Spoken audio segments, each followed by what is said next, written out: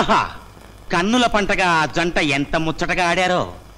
ఇలా అమ్మాయి గారి నడుము మీద చెయ్యేసి ఆనంద్ బాబు సినిమా హీరోలా ఓ నొక్కు నొక్కి సెప్టిక్కు సెప్టిక్కు స్టెప్పులు వేస్తుంటే ఓర్ని టెప్పులు సంతకెళ్ళ నా కోడలు కావాల్సిన పిల్లలు సెట్లు సాటికి పుట్టల సాటికి తీసుకెళ్ళి రికార్డ్ డాన్సులు చేస్తుంటే అదేదో గనకారలా సంబరపడుతూ చెప్తావేట్రా నీ పిల్లలు లేచిపోను.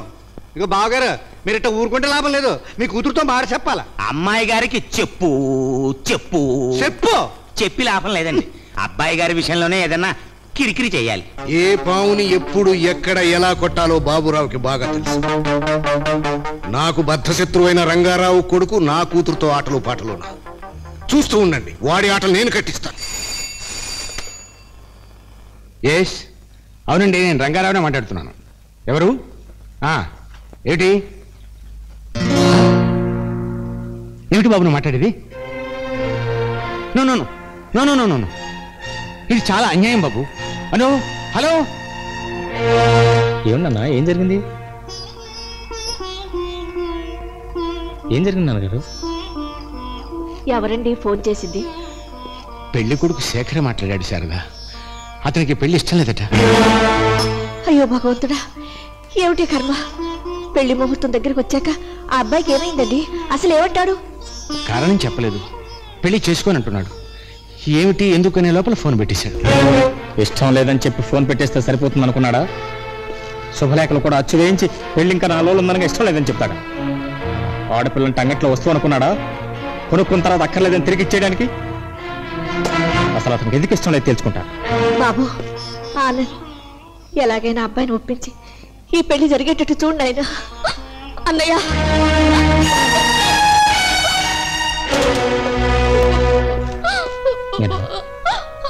అన్నయ్య, అతను కాదంటే నేను చచ్చిపోతానన్నయ్య, చచ్చిపోతాను. అదేం మాట్లాడమ్మా, ఒకవేళ అతనే కనుక కాదంటే అంతకంటే మంచి మనం తీసుకొచ్చి అదే ముహూర్తాన్ని పెళ్లి చేస్తాం. లేదన్నయ్య, నాకు అదృష్టం లేదు. జరిగితే పెళ్లి అతనితోనే జరగాలి, లేకపోతే చచ్చిపోతానన్నయ్య. అవునన్నయ్య, కారణం ఏమిటో తెలుసా? నేను అతని బిడ్డకు తల్లిని కాబోతున్నాను. మనకు నిశ్చితార్థం జరిగిపోయింది, మన ఇద్దరం ఆలుమగలం అయినట్టే. నిన్ను నన్ను ఎవ్వరూ విడదీయలేరని అతను చెప్పిన మాటలకు చేసిన భాషలకు లొంగిపోయాను.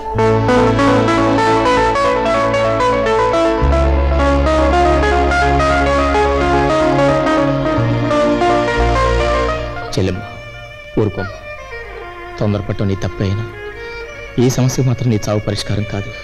అందుకే ఎలాగైనా అతనితో నీ పెళ్లి జరిగేట్ చేస్తాను.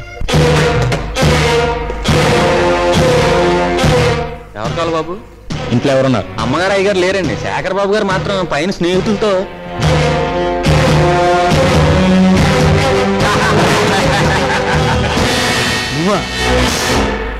అనుమతికి లోపలికి రావడం మర్యాద. మర్యాద?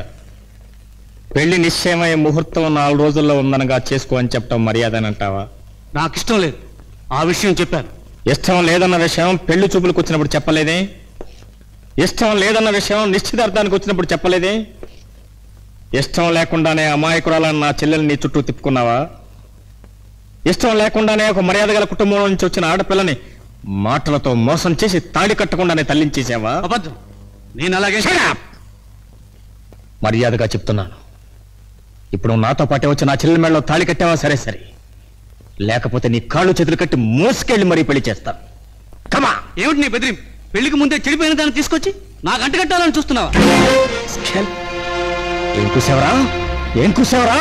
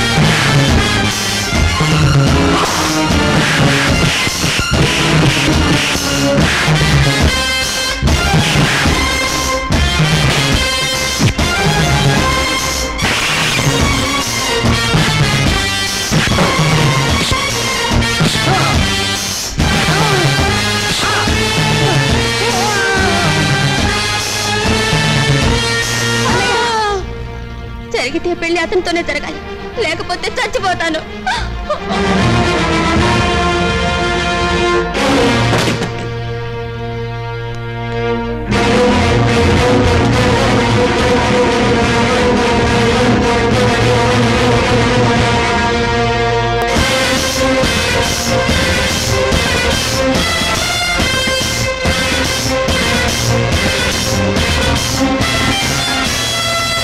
మిస్టర్ ఆనంద్, ఇష్టం లేని మనిషిని బలవంతంగా లాక్కెళ్ళటం చట్ట విరుద్ధం తెలుసా?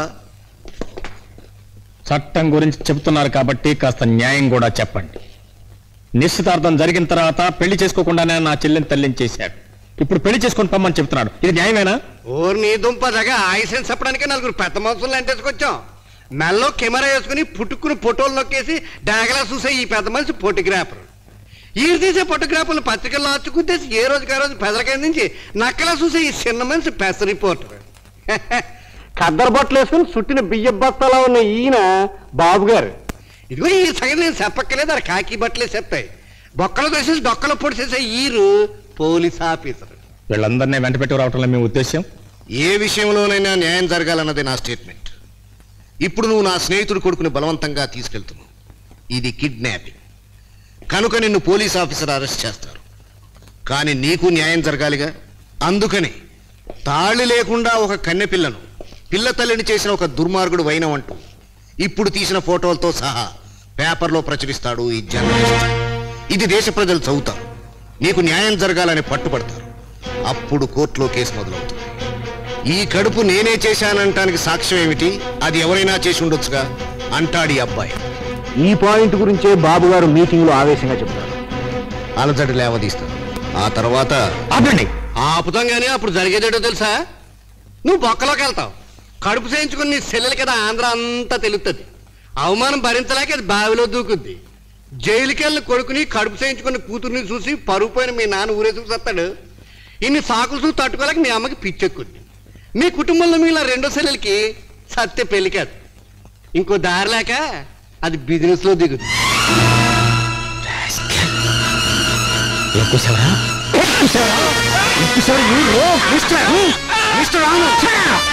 ఇలా ఆవేశపడితే అతను చెప్పినవన్నీ జరగడమే కాకుండా నీకు ఉరి శిక్ష పడుతుంది. ఆలోచించు. ఈ శేఖర్ నీ చెల్లెల్ని పెళ్లి చేసుకోవాలనుకుంటే నువ్వు నా కూతుర్ని మర్చిపోవాలి. దానికి శాశ్వతంగా నువ్వు దూరం అవ్వాలి. అట్ట నువ్వు సాటుగా పెళ్ళం మరొడితో తొంగడం చూసినట్టు చూడమాక. నువ్వు స్వపమ్మని మర్చిపోయి వదిలేసి వెళ్ళిపోవాలా. లేదంటే నెల తప్పిన నీ చెల్లెలి చరిత్ర లోకానికంతా తెలిసిపోతుంది. నువ్వు కటకటాల వెనక్కి వెళ్ళిపోతావు. నీ బాబు ఊరేసుకు చస్తాడు. నీ అమ్మకి మతిపోద్ది. నీ రెండో తల్లి